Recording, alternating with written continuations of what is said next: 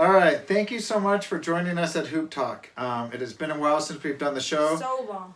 Oh my gosh. So many changes. Some good NBA action going on right now. What do you want to talk about first? Obviously, the playoffs are in full swing. We got Western Conference and Eastern Conference finals going on. And Celtics Cavaliers game 1 just ended, and Celtics blew them out. So, that was an interesting game. Rozier and Jaylen Brown have played very well in the playoffs. Even a little lucky, but yeah, the Cavs didn't step up. No, I think the Cavaliers looked rusty, and the Celtics definitely looked ready to go. They're young guys. I know everybody talks about it. It's almost a cliche, but they find ways to win with the people they have, and then the people they have, they step up, like Rozier. And after a while, people aren't going to be that surprised with Jaylen Brown. Jason Tatum. He's pretty good in the playoffs. He's a lot better than he was in the regular season. He's like averaged at least 20 points in the playoffs. So. Yeah, it's unbelievable. It's obviously it was a very good draft last year, and Jason Tatum has definitely proved to be one of the that he should have been one of the top picks. All right, so what are we going to talk about next on here, Castle? We're going to talk about my Rookie of the Year opinion. All right. So, there's a lot of great rookies. Kyle Kuzma, Donovan Mitchell, Ben Simmons. Ben Simmons missed all of last year, and he's back this year, and he did really good. He almost averaged a triple-double at the end of the season, and he got a little off in the playoffs, but he still played great in the regular season. And Donovan Mitchell, he's a great scorer, but I don't know. I just got to take Simmons over him. My top 5 rookies are probably Ben Simmons, Donovan Mitchell, Kyle Kuzma, Jason Tatum, and Larry Markkinen. Okay. Yeah, it's definitely it's definitely been a year for rookies, and you can go with so many different people. Everyone's got a different opinion. It's funny how that Ben Simmons isn't considered a rookie by some. Yeah. I mean, honestly, I guess he's a rookie. I would have to go with Ben Simmons as the Rookie of the Year, so I'm not going to argue with you on that. He's just, I think, a complete player. I think Donovan Mitchell, if you were going to include the playoffs, then wow, different story. But, we're going with just the regular season only. And I think Ben Simmons is, when he has the ball, he just, he makes that team so much better. And, there's a lot of up-and-coming stars. And, of course, I'm biased because I'm a Laker fan. I like Kyle Kuzma. And if those... Very close. Yeah, if there wasn't so many good players, it would have been hands down a Rookie of the Year for Kyle Kuzma, the 27th pick? Unbelievable stuff. So, I think the Rookie of the Year comes down to 2 players. Yeah. Donovan Mitchell and Ben Simmons. And that moves us to the next conversation. There was a big coach that was fired. And what happened? So the Raptors made it to the conference semifinals, and they got swept by the Cavs. I had Raptors in 6, but they had a great regular season. They beat the Rockets a few times, and they were doing fine. He got Coach of the Year, and they get swept and they fire him. I thought that was kind of a bad choice. I don't know. Well, he's coached them for so long, and they've done really good. They've made it to the playoffs, but every time they get to the playoffs, they just choke. They don't do good. Yeah. Well, when I first thought about it, I was like, well, they'll keep him, and I was like, well, they might not keep him because of what just happened.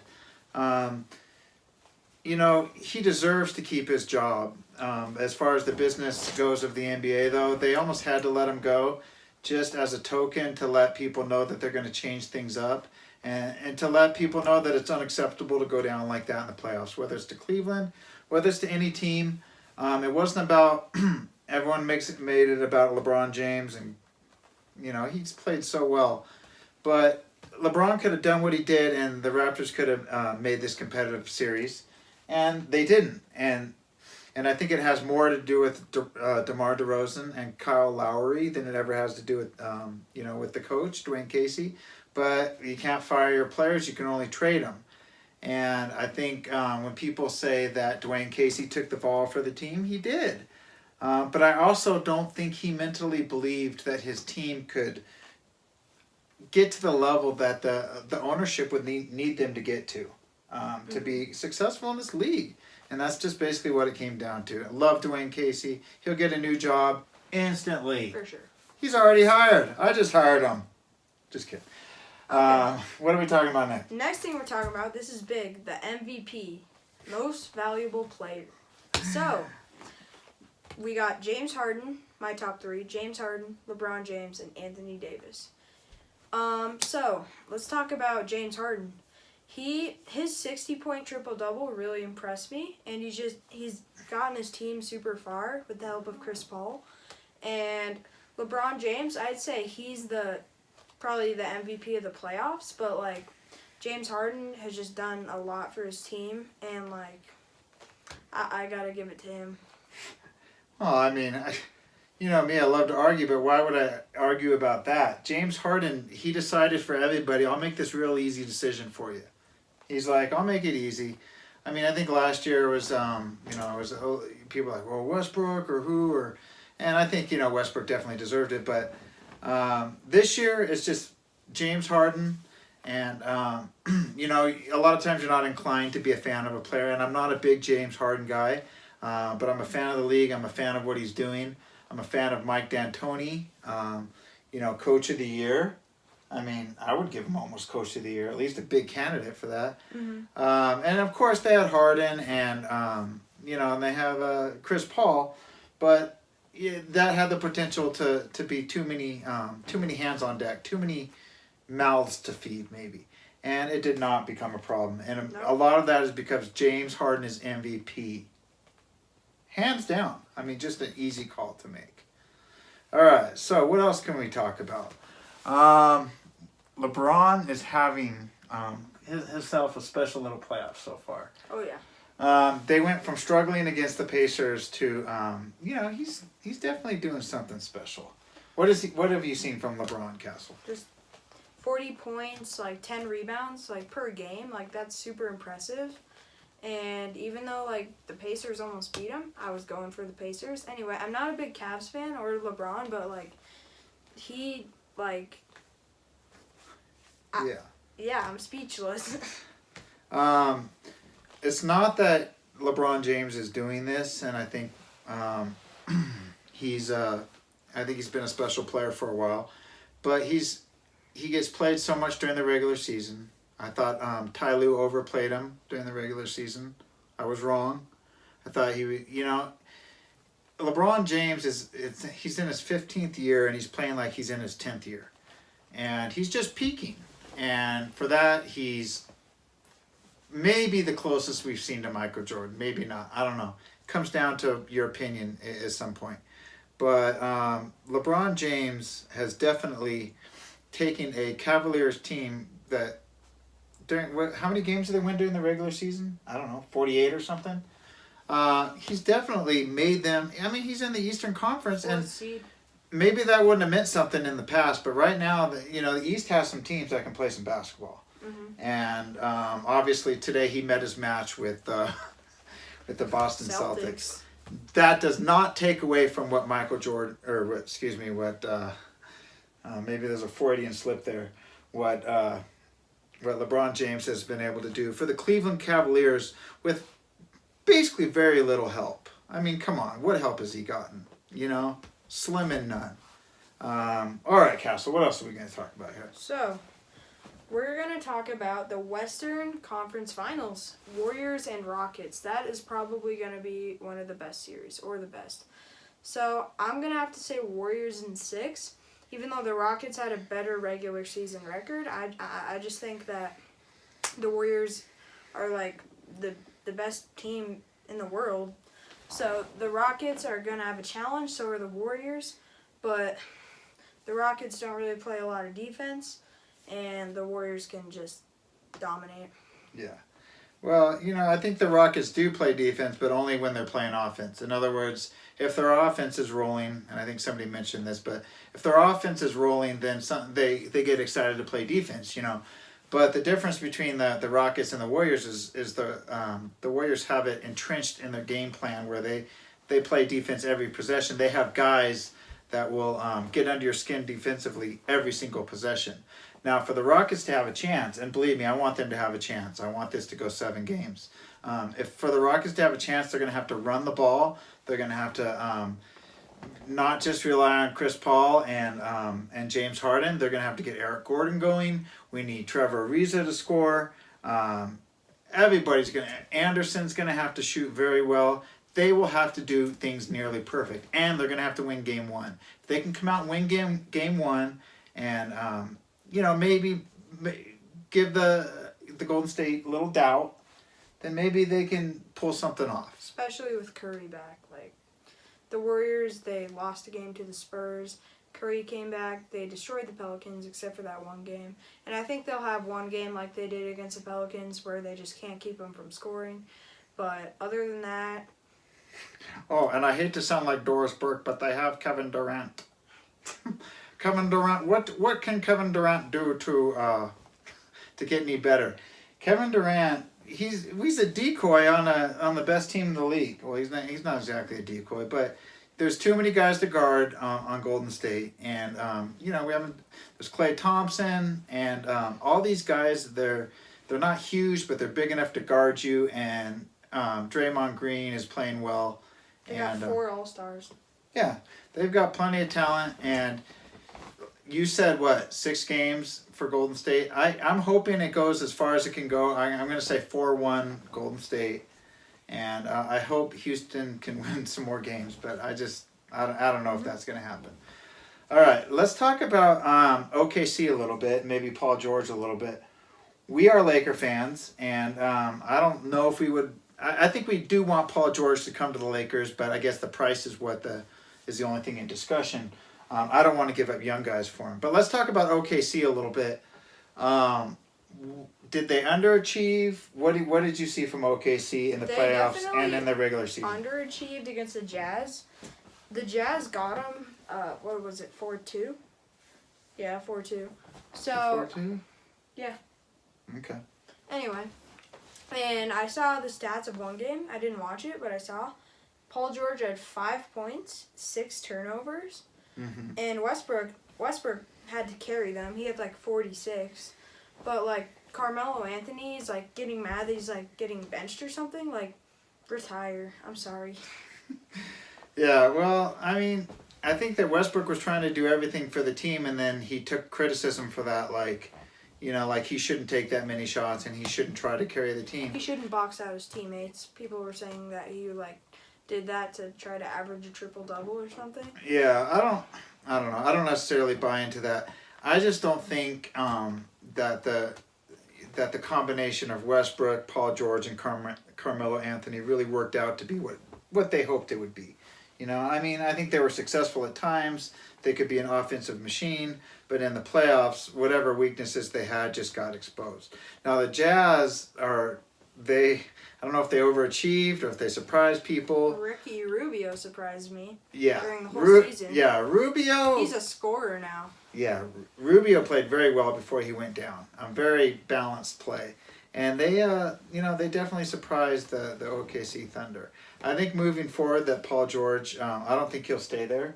I don't think Carmelo Anthony, I don't know if they can trade him, but I don't think it's there's anything really sure, for the Thunder right now.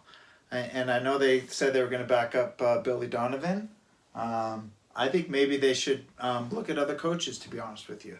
I like Donovan, but you definitely need a coach that's going to be willing to keep Westbrook in check.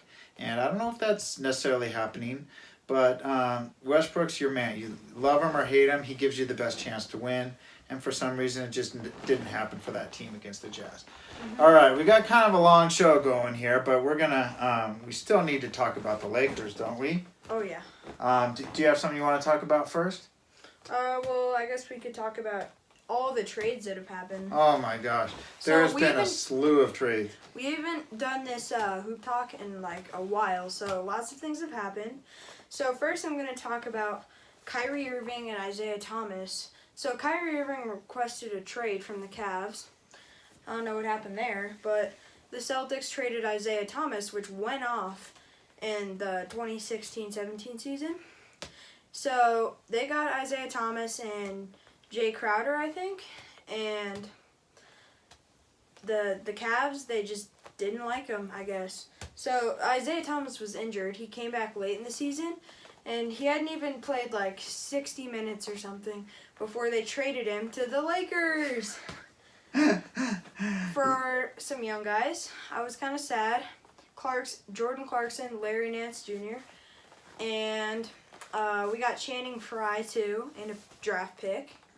So I was sad about them leaving, but Isaiah, he played okay. He didn't play as good as last season, but it was exciting having him for a little bit.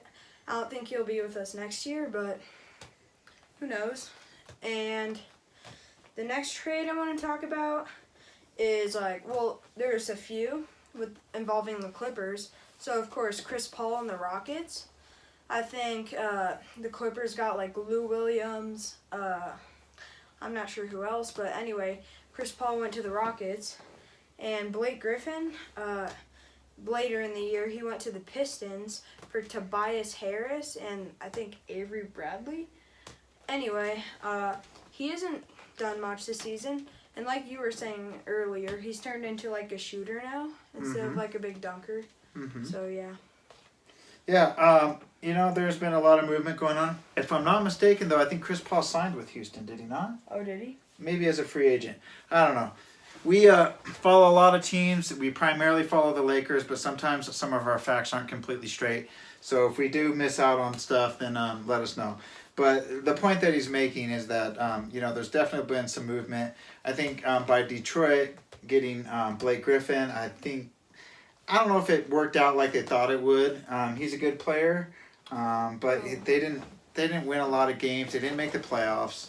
Of course, Stan Van Gundy was recently fired. Yes. So I don't know if that trade worked out. I think it worked out more for the Clippers, to be honest with you. And of course, they got Lou Williams, and the Clippers with Doc Rivers, they always have a chance. But I think the Lakers are finally going to be the team in LA again with some of this young talent. So I hate to use this as a segue, but let's talk about the Los Angeles Lakers, and maybe it'll be our last subject because this is getting on a bit. So the Los Angeles Lakers, they have about $60 million that they can spend on some players to bring them in this next offseason. They have Paul George to choose from. Who else do they have to choose from? Well, there's lots of rumors, as you know, that LeBron's coming. Yeah, there's LeBron James possibly coming. I think one of us is a fan of this happening and one of us isn't. Yeah. And that's okay. I as a longtime Laker fan, I do not want to bring in LeBron James. If he comes, I would be a fan of his and I would work through it, but I would rather bring in somebody else. I would rather look for like a DeMarcus Cousins, maybe a Kawhi Leonard, something like that. And I'm afraid of the Lakers getting a little jumpy and getting rid of some of our young guys for old talent. What do you think? Well, I don't know. I don't really want LeBron to come, but if he did, I definitely wouldn't mind. And I wouldn't want to give up our young guys like Julius Randle. Let's talk about him. His second half of the season, he averaged about 20 points, 10 rebounds, and he could score inside whenever he wanted to. Honestly, nobody could guard him. And he had better stats than Paul George. So I'm saying that we could keep him, and he's getting better and better. And Brandon Ingram, he got a little better this season. He scored a lot more. And Lonzo Ball, we drafted him number 2. He definitely, I like him. He plays really good defense, but I just don't like when he shoots. He thinks he's a shooter, and I just don't think he is. No, he's not. he might possibly be a scorer, but he's not. He's not. We don't want him to be an outside shooter. That's not why we brought him to Los Angeles, and I think at this point a lot of people they're not scratching their head that we took Lonzo, but they're looking at some of the other people in the league going, wow, we could have, the Lakers maybe could have taken a Tatum, or they could have taken a Donovan Mitchell. Everybody's saying the Donovan Mitchell thing, by the way. Mm-hmm. And by the way, I'd probably still take Lonzo Ball because, folks, you can't tell right now. You know who's succeeding right now, and you know that people are going to be good. But let me give you Brandon Ingram as an example. Now, Castle said he thinks he's going to improve next year. I don't. I think he's going to be way improved next year. I think he will grow leaps and bounds, especially defensively. I think he's already long, but he already knows how to control the ball and run the ball. So I think you can expect Brandon Ingram just to really progress, and be sort of a Kevin Durant-like player, but a different guy. Better defensively and better in some aspects, and maybe not as good of a shooter. But my point is, I like Josh Hart. I like Brandon Ingram.